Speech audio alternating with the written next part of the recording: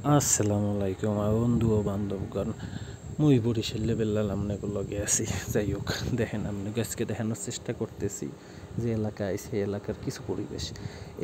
আমি আইসি হইলো আপনার রাঙামাটির রাজস্থলীর, তারপর হইলো এদের সাইসাইল দিয়ে যাইতে পারবেন।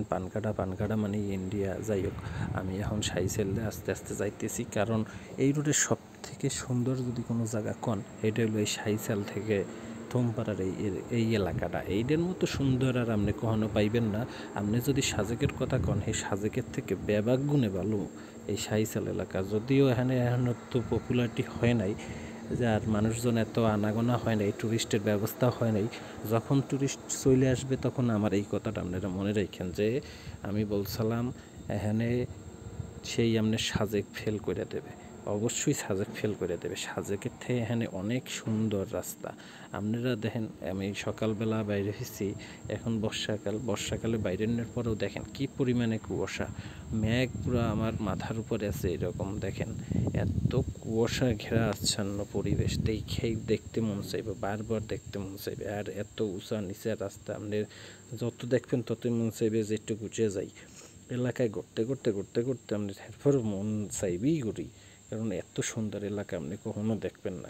এই সুন্দর এলাকায় সবসময় সুন্দরই সুন্দর, আর সৌন্দর্য মানেই সৌন্দর্য, সবই সুন্দর লাগবে। আপনি পাহাড়ও সুন্দর লাগবে, রাস্তাও সুন্দর লাগবে, আবহাওয়াও সুন্দর লাগবে। যদিও বৃষ্টি যদি এখন শুরু হয়, হলে আমার 12টা বাজতে যাবে, কারণ বৃষ্টির মধ্যে ভাই পাহাড়ে চলা অনেক কষ্ট। যারা পড়ছে এই ভাব পরে হেরা বোঝে।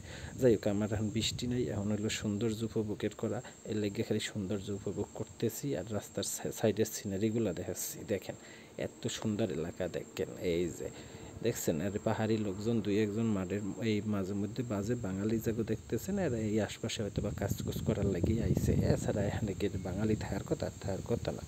তারপর দেখা যাচ্ছে যে আমরা সামনের দিকে যাচ্ছি, আপনাকে দেখাইতেছি।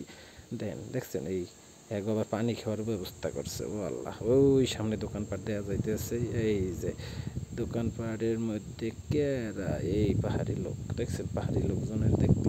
যাই হোক, সবাই ভালো থাকেন, সুস্থ থাকেন। এত সুন্দর একটা পরিবেশে আইয়া নিজের মনটা জুড়েই গেছে।